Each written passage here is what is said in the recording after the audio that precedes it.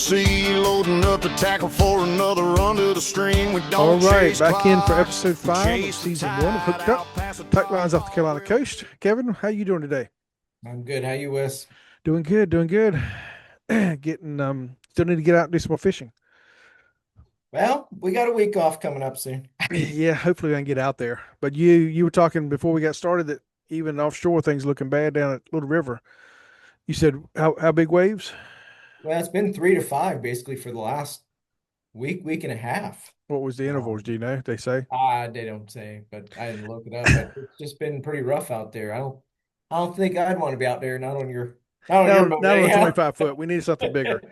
Win the Yeah, lottery. Wes, You need need to win the something bigger. lottery and get a nice 72-foot Viking or Jared Bay or There for you me it would be a 63 Bertram, but I know you Yeah, like Jared I Bay know. better. We were Well, up at it's something about the hull, Wes. I mean, the the hull really breaks through the waves. Nice. the band of Billfish. You were talking to somebody. It really took them off guard when you asked them Oh yeah, which was it, Builder's Choice or Sensation you were talking about. sensation. When you asked if it was the number one hull, and he was like, "Oh, I'm impressed." Yeah, I do my research once in a while. Once in a while. Yeah. Oh me. I found a couple of videos before we get started into the podcast this week I wanted to Oh show boy. you. Oh We be boy. I Oh try, boy. of course I send you more than I actually say for the I know. actual podcast. And you do the same thing. We'll have to admit that, right? Yeah. Let me make sure I share the sound, but let's go over to this one. This is Put my specs on here. Oh yeah. the caption says the sound never gets old. Oh, that means you got something on, right, Wes? Yeah, and hopefully it's something like this. Let's get this in here and started again. Here we go. No sound on that one. Oh my gracious. Muted at due to that. copyright claim. Yeah. Yeah. We get in trouble playing music I on here. think this was at Cabo. Yeah, this was at Cabo. Okay. Full moon mornings at Cabo can be weird. And then, or either this one. Oh my gracious. Look Good at that looking, water. huh? That's actually got some music. Oh, there you go.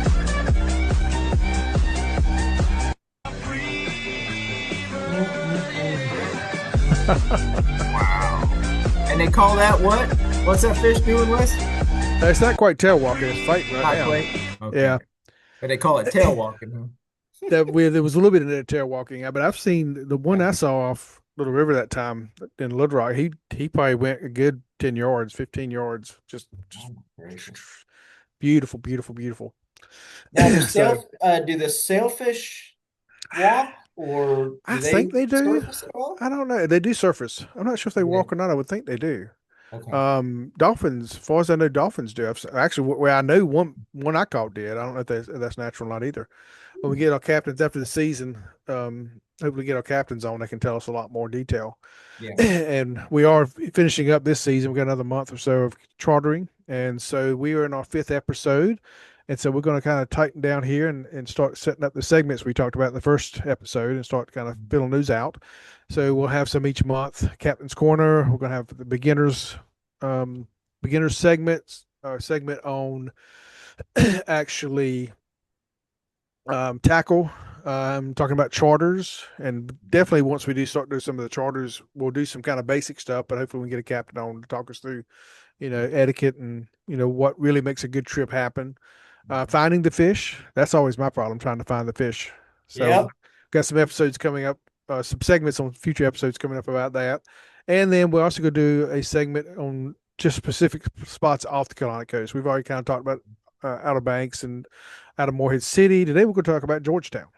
That's going to be one of us today. And our beginners segment, our next segment after this break, is going to be actually what is offshore fishing?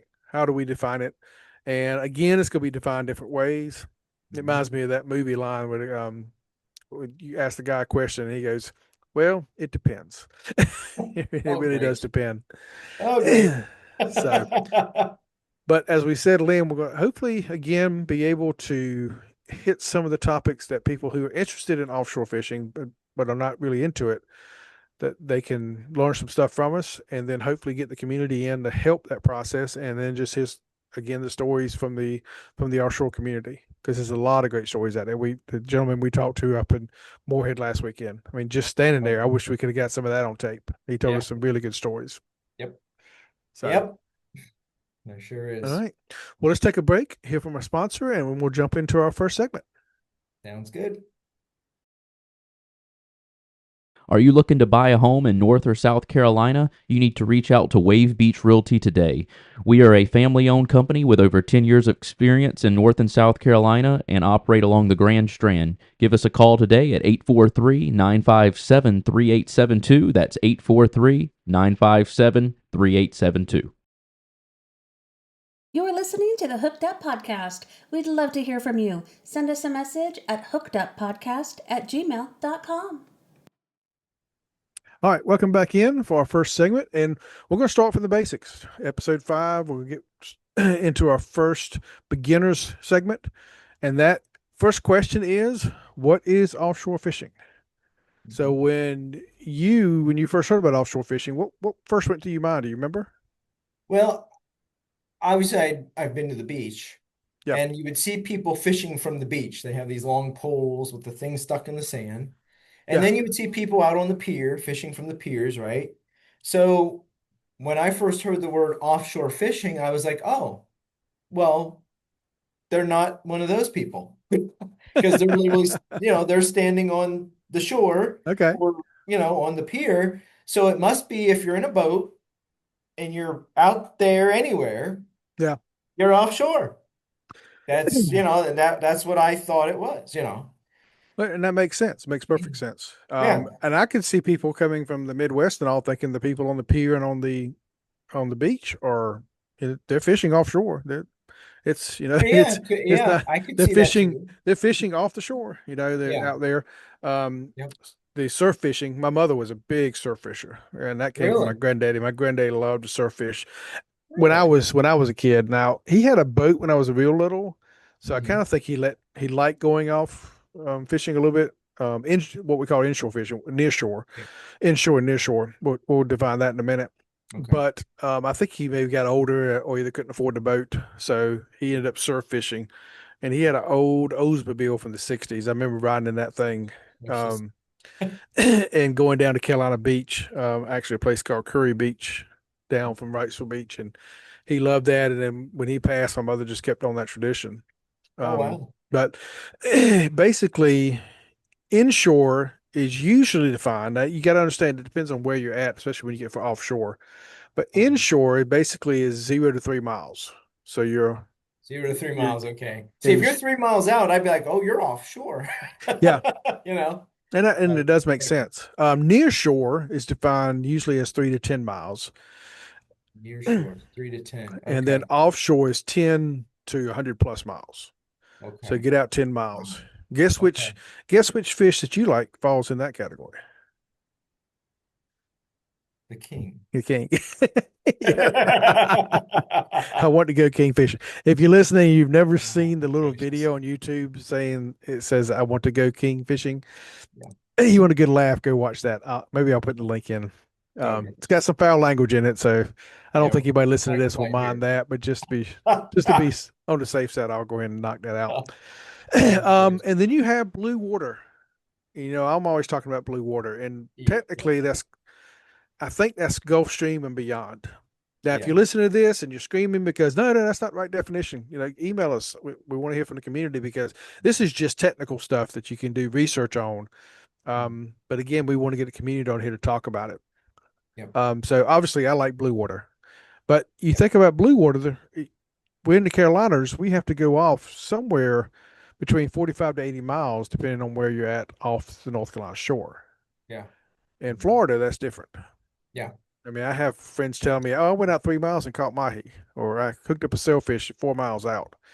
And Oh, so, goodness. again, it's really going to depend on where you're at. But here, most of the time, we say that offshore fishing begins about 20 to 30 miles from the beach. Yeah. And then this Gulf Stream, you could hit 45 to 80 miles. I think the 45 would be out of Banks, sometimes Moorhead. Up in that part of our territory that we're talking about. Yeah. I do know I went out of Savannah one time with Captain Tommy, and which is obviously close to Hilton Head. And we were about 85 miles out to get to the Gulf Stream. So Hilton Head would be a little bit closer. So that's considered what offshore is. Yeah. And so the next question would be is why go offshore? Why not just fish near shore, onshore, inshore? And I always say it's because when you fish inshore, or if you fish in a pond, or you fish in a river, or you're fishing near shore, a big fish is, good sized Spanish or whatever you catch right off the coast, and little fish. And you go offshore, a little fish is like, I can't get it in the screen. Pretty cool. So But stuff you can like, to be fair, you can catch some yeah, larger fish, right? a Some of the cobia. drums, the snappers. Can you catch grouper off the Carolina coast? I'm not even sure. Yeah, sure You can. can? How Yeah. big what's a grouper get? I don't. Well, I know it's not gigantic. What do they call it? Well, What's the the ones? Goliath grouper. Goliath They're grouper. down It's in not Florida, here. right? Yeah, they're down in Florida. You wouldn't want to catch one of them. My gracious. Man, they're kind of huge. I think if I was scuba Um, diving and saw one of those things, I'd freak out. Oh yeah. They're pretty big. And you can catch sharks. I mean, people off the beaches here, they pull them sharks in all the time for Oh yeah, 3-4 yeah, footers. I mean, I yeah. wouldn't want to do Grouper. it. So going offshore, obviously, I go off. I want to catch dolphin, which you got to be careful when you stay outside the community because if you say Yeah. dolphin, people are like, "Why are you catching a porpoise?" No, it's dolphin No, fish. dolphins, this thing over here. Yeah. El Dorado is also called, I think, down the Gulf, and then mahi mahi is what people know when they go out to eat for it. Um, I was I think it was in Melbourne, Florida, one time at a Bass Pro Shop, and I was looking at some stuff. They had some nice paintings and stuff, and I was just walking around looking at it. And these two guys from New Jersey were sitting there talking, and the one of them was just eating up. He was just really degrading the sales lady who was there. Wow.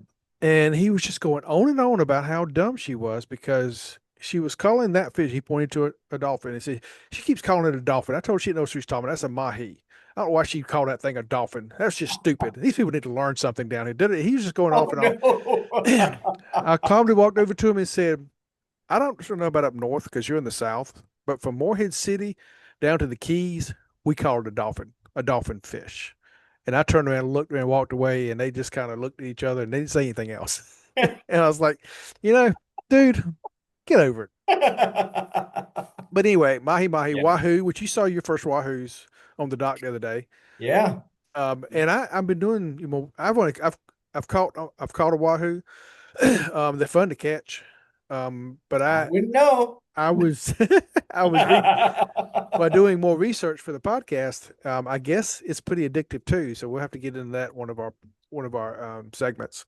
Really? Yellowfin tuna, which is what you fish for at the tournaments. That's a meat fish. That's a game fish that you can get paid out for. Blackfin tuna, which is not in the tournaments. When I fished the rock a few years ago, we actually caught on one day. That's all we caught. We caught like 3 or 4 blackfin tunas. They're kind of small. My boat mates took them home that night, grilled them up. They had some good eat that night. And then Sailfish. bonita. Catch a lot of bonita out there. Bonita's out there. That doesn't really make the list. Until the past 4 or 5 years, I didn't even know anybody ate them because my brother's so against them because they're so bloody. They're very I fishy remember tasty. The ones we caught. Oh my gracious, they bled They everywhere. They bleed a lot. But Obviously, they look like a little tuna, I mean, the body yeah, shape. yeah. To Same me, type of thing. Yeah, looked like a tuna. And then obviously the big ones, sailfish, white marlin, blue marlin. And I've been told several times in the last few weeks that white marlin used to be a little more scarce around here.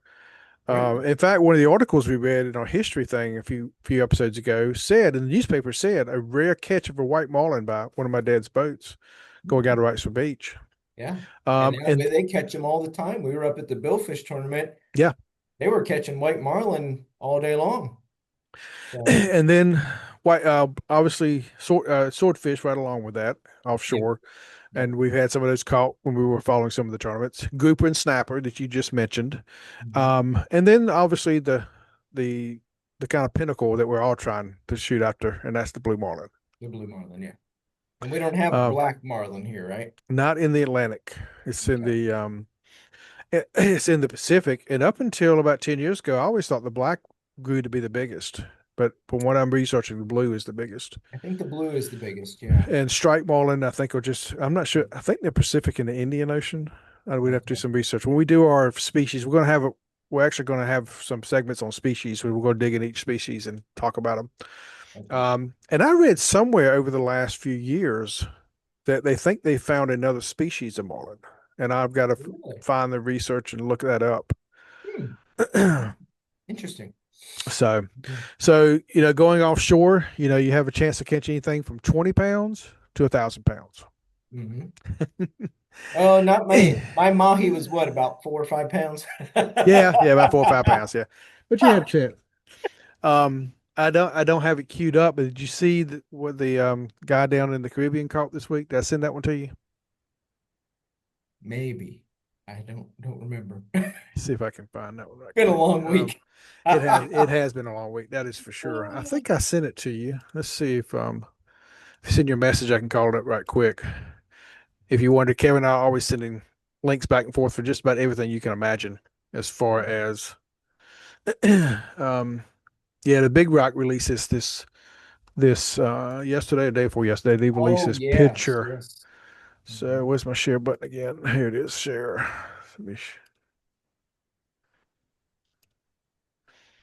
Let's see. This one. This one here. There we go. There you can actually see the weight on it. Dream catch, 17-year-old Billy. I'll murder his name. Hestos Jr. caught this 137-inch by 75-inch blue marlin in Bermuda today aboard Keep Dreaming. Oh my gracious. 1,032 pounds. And Mm. since I sent you this one, I've seen a lot of share the actual better pictures of the fish. I didn't save one. Yeah. But it's a huge fish. So yeah, going offshore, you really can do 20 to 1,000 pounds. Maybe we need to take a vacation in Bermuda. We need to save enough money and go to the Tropical Star Lodge in Costa Rica. Oh, okay. So I know we're Carolina offshore, but maybe this winter while we're dreaming, I'll show you some stuff from down there. And so what makes offshore so addictive?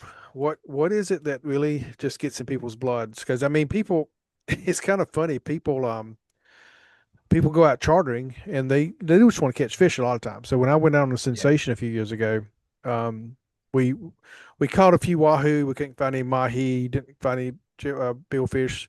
So the captain said, "Okay, do y'all want to run over to this hole and catch some grouper or snapper or something to fill up the cooler?"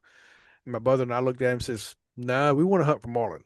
And you could just see, you could kind of see the captain and the first mate kind of smile. It's like, good.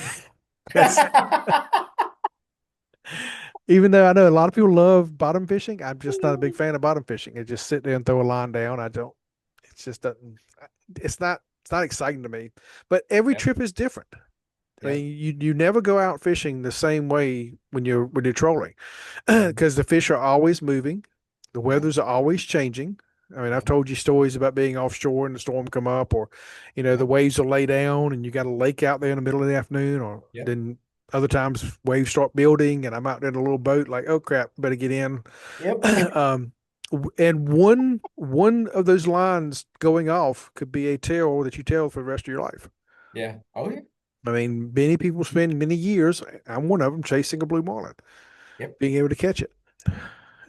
And the nice I thing still about it wonder is what we had on that when we our had lines got something, crossed and snapped. I was it was shocked something, we because had it was something something big, big.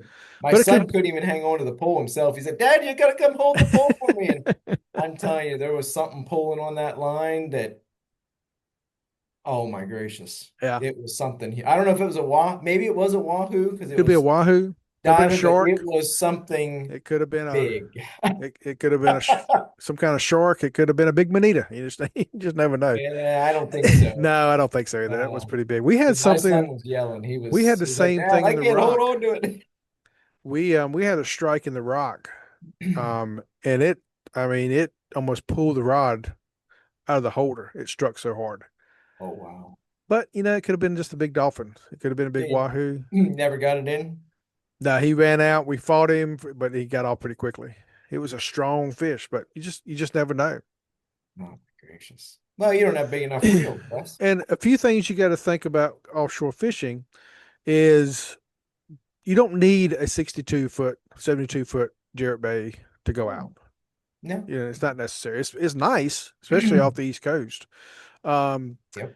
And another thing you got to remember, especially we'll bring this up when we get into charters, you're not guaranteed a fish when you head offshore to offshore fish. I mean, But if I captains, pay all that money, I want to catch big fish, Wes. you want to, but you got to understand where you're heading to, and you may not come back with anything. Another misconception is that it's only for wealthy people, and when chartering, that's not true. Especially if you get a group together, and if you want to have your own time on the boat, yeah, it's going to be kind of expensive for one person. But if you get a group of 6 people together, which any captain will have at least what we call a 6-pack, where he can take 6 paying customers out. But most of these captains have something bigger. Captain's license where they can take more than 6 paying customers out. So I mean, you can get the cost down. The problem with that is the more people on the boat, the more you rotate the fighting chair, and when that marlin hits, it may not be your turn. Might not be your turn. Yep. So When you and your brother went, was it just the two of you? yeah, we bit Okay. the bullet, and we paid just us. And when I got the sailfish on, I didn't realize my brother has never caught a sailfish. Oh no, Wes. He never, and in the video you can hear him, you SOB. Well, maybe he didn't call me SOB. He called me something. I don't know what he called me. He called me something. And I didn't realize at that point, I didn't realize he hadn't caught a sailfish. I thought he caught everything. So when we got back that night, he's like, "Oh no, I've never caught a sailfish," but he has caught a blue marlin, so he's still up on Well, me. okay then. So there you go. So he caught 2 wahoo that day. I caught a wahoo and I caught a sailfish. Okay. So, but yeah, that's just a little bit about offshore. We're going to continue this segment on to next episodes, and let's take a break here and hear from one of our sponsors, and we'll come back and talk about the Georgetown Hole. All right. Oh, before we go, hold sponsors. Right before we go, I do have one more thing to show you. So let's get this up. This one will make somebody mad, I'm sure, but that's okay. Uh-oh. Can you read it or not? I didn't read it to you. I guess I better read it out loud. God created freshwater fishing so everyone could catch a fish. That was nice. Then he created saltwater fishing to separate the men from the boys. That's mean, Wes. That looks like That's mean. That kind of looks like a Jared Bay. I can't tell what that is. Going through there. That's mean, Wes. A lot of people like to freshwater fish too. Bass Oh, I do too. fishing, I don't mind going out catfish. freshwater fishing. Oh yeah, I used to spend all nights catfishing. So Oh my gracious. Oh boy. I never did any stump knocking though. You ever done any stump knocking? Well, what do they call it? It's not actually stump knocking, because that could be 2 different things depending on where you're fishing out. But have you seen the ones where the guys reach into the underneath the Oh thing? yeah, they reach in these holes with their hand and let the fish bite them Yep. and pull it I've up. seen No I've way. seen women do it. So No way. yeah, not me Absolutely either. not. So I would, for those guys, I would back off this meme I just showed you. All right, we'll be right back. Getting that budget together, reach out to us at Clark Financial Coaching. We can help you with budgets, forecasting the future expenses, just overall tidying up of your financial picture. We're not advisors. We start at the beginning and help you get to the point where you need those advisors. Reach out to me at coachwestc@gmail.com. That's coachwestc@gmail.com. Welcome. You are listening to the Hooked Up Podcast, tight lines off the Carolina coast. Feel free to reach out to us at hookeduppodcast@gmail.com. We would also love a follow on Facebook, Instagram, and X. Fish on. All right, welcome back into Hooked Up Podcast. And so this segment is one we're going to be doing to talk about different spots along the Carolina coast that you can fish out of.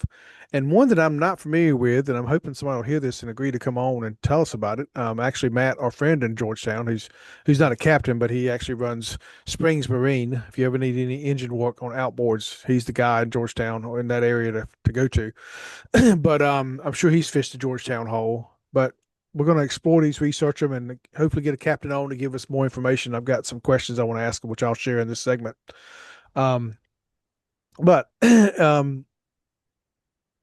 a lot of places offshore have a place. They have names that are mentioned around the marina, on the radio, wherever you're kind of fishing at. And off of South Carolina, one of those is called the Georgetown Hole. My research said it's also called the Devil's Hole.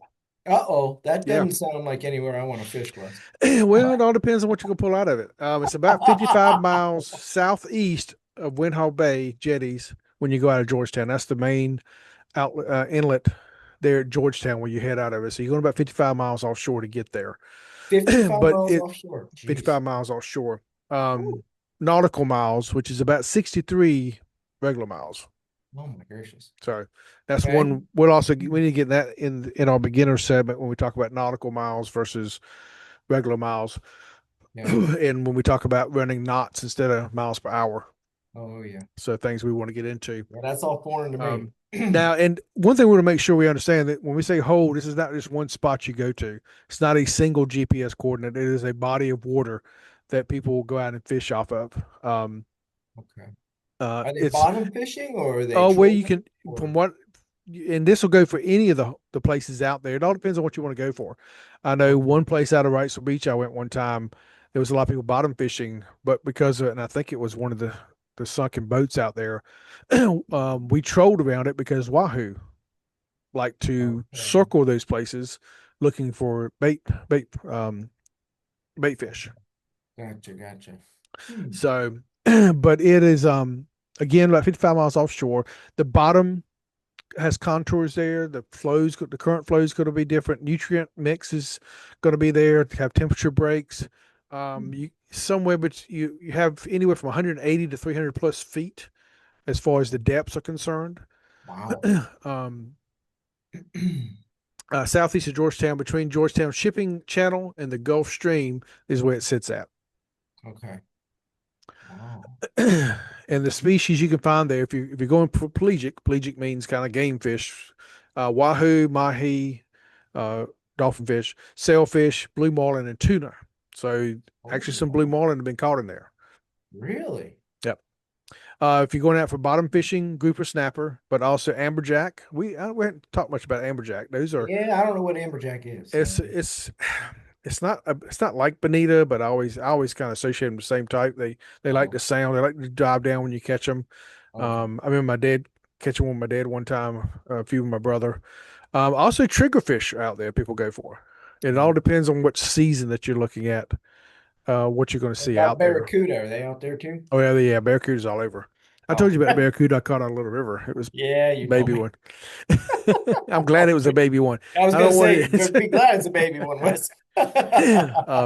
When I wasn't scuba diving. I was just snorkeling down in Corn Island, Western Caribbean, and I had a guy who took me out, a captain down there that I got to know. He took me out snorkeling around Little Corn Island, and there was a school of barracuda. Oh my gracious. I mean, about 20 of them. Oh my God. And I'm off over there, and he's pointing, and he's like, let's go. I'm like, no. So he comes over and he takes my GoPro that I'm taking pictures with, and this guy swims into the school of barracuda and took pictures. I have pictures. Maybe I'll share. Maybe I'll pull these up sometime and share them on the podcast. Oh I have my goodness. video of these barracudas up close and personal, and he swims back out. So when we get back in the boat, I'm like, are you crazy? He said, they won't mess with you unless you mess with them. He said, don't stick your finger out at them. It might bite your finger, but he says, as long as you don't mess with them, they're not going to mess with you. He said, I do it all the time. So anyway, sidetrack. We get sidetracked on here all the time.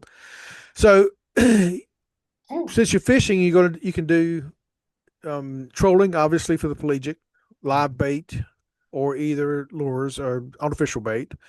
You can bottom fish out there. You can even jig out there, is what the research showed me.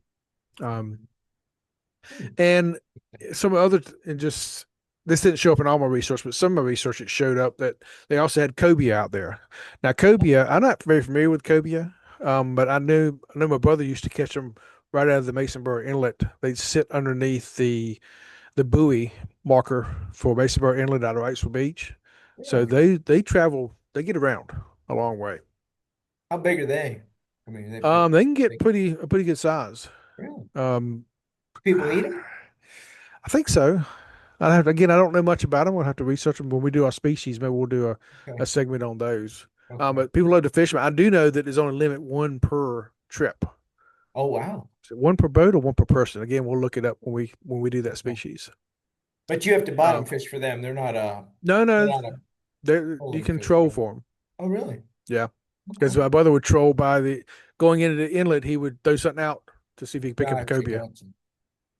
So it is a long run out to the Georgetown hole. So Okay. especially like in my boat, we'd have to plan our fuel, make sure we're out there, Yeah. watch the weather closely because changing weather it can happen pretty quickly, and that also with the sea conditions. So if you got a smaller boat, make sure you're watching that. Bigger boats, obviously, you have a little more playtime. Yeah. Play with what you can and can't do. Though one of our segments, we're actually going to talk about boat size and what should be out there. And I did the no-no. I took too small a boat out with the wrong kind of hull about 20 miles offshore at a little river. Oh, It my. was a little Mako tri-hull skiff. Couldn't find anybody to go fishing with me, so I didn't want to take my big boat because I can't really drive my big boat and troll at the same time. Yeah. So I took off my little Mako and I went out trolling from Mahi about 20 miles offshore. It was a lake that day and the weather was perfect and there was no chance of pop-up storms that day. Nah. So, but it's probably still was a no-no. I did take my life raft with me off my bigger boat. So, Yeah. and my Probably. satellite uplink. I've got a Yeah. little inReach that I take with me. Yeah. So, but when we get a captain on from Georgetown, we'll ask him, what's some of the biggest fish he's caught out there, Oh, yeah. biggest surprise that he brought up. And we'll ask this to all the captains when they get what they do. When you think back, what was the toughest weather you had going out there? Yeah. What was your most unforgettable trip? And what was that one fish like you and I were just talking about in the last segment that got away? Yeah. But you don't know. No, you don't know. Got away, you don't know. So just ending up this couple of things. Again, it's a hole, so it's not one GPS location. And I'm sure as we talk to the captains down there, they'll have their special spot inside the hole they go to. And no, they won't tell us where that's at. I was going to say they're not going to tell us. No, they won't tell us where it's at. But this goes back to the whole thing of finding your spot out there. Yeah. Other ones that kind of will hit some of these along the way as we go through the episodes. Swansboro, which you and I went through the town going up to Yeah. Moorhead. There's a hole off there 35 called mile per hour speed limit. yeah, all the way through. But there's a hole off of Swansboro called the Swansboro Hole, something like that. That also, the same old area. I don't know where that one's at. I'll have to look it up in my research. We'll highlight that one sometime. The Blackjack Hole. I've heard of that one, but I'm not sure where it's at. And then the steeples, which I have heard of the steeples going out of Wrightsville Beach. I'm not sure where they sit at out there, but we'll do a segment on those to see where they all sit. And there's a lot more than that people talk about. Especially, most of my knowledge again is out of Wrightsville Beach. I've heard for decades people talk about it, and out of Little River now I've learned some different spots that we go to. Yep.